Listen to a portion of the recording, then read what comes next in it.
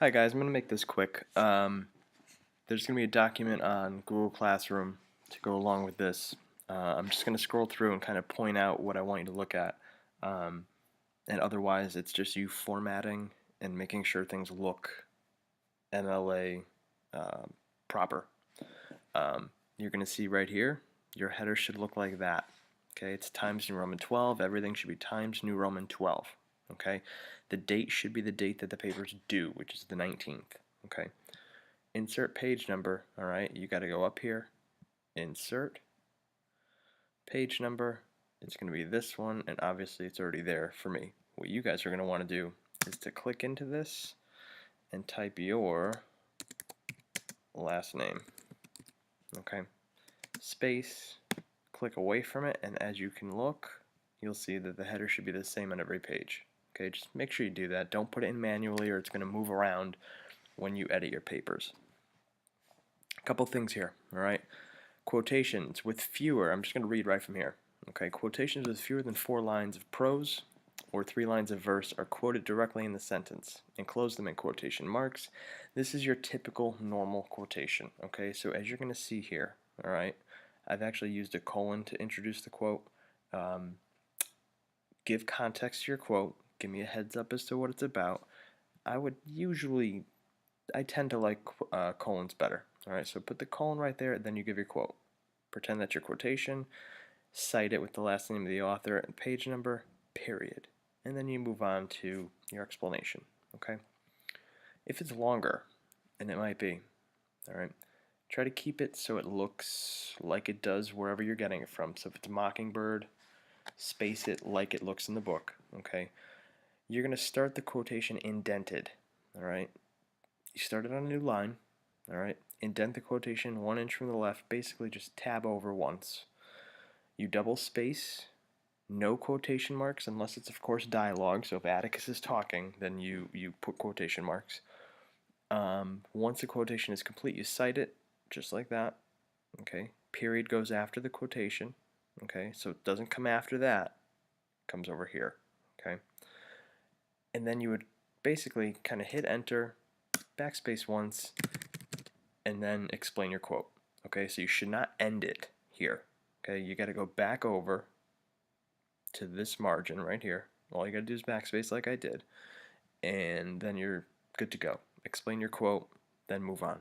Okay, let's get rid of that. Oops. All right. When you're referring to your sources, okay, your newspaper article, quotation marks. Poem and song, quotation marks.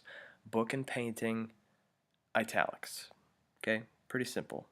You're either doing a quotation marks or italics. Okay. Excuse me.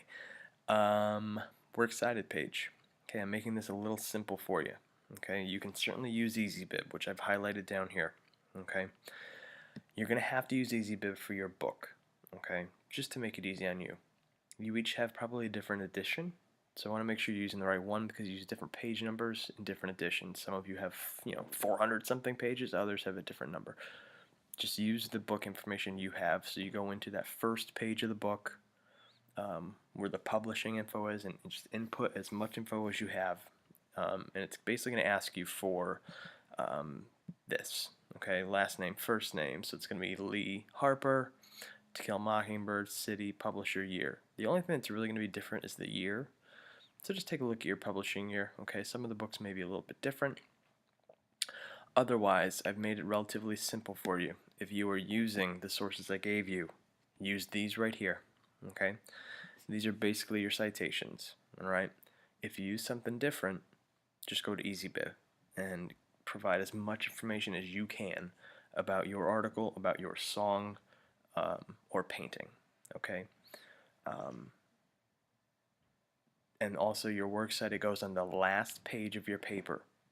So if you've written 4.5 pages, okay, so you're on your 5th page, your works cited page comes on the 6th page. It's a clean, brand new page. There's no paragraphs on it. All it's going to look like is that. All right, it's going to start with works cited, and then alphabetical order. It'll basically look like this. Okay? Your first line is not indented. Everything after is. Okay? Next source, back to no indentation, so on and so forth. Please format that correctly. All right. If you go to Owl Purdue, if you Google Owl Purdue, you will, or use the link I give you, that has information too. Okay, so take the time to make sure that you are covering all your bases.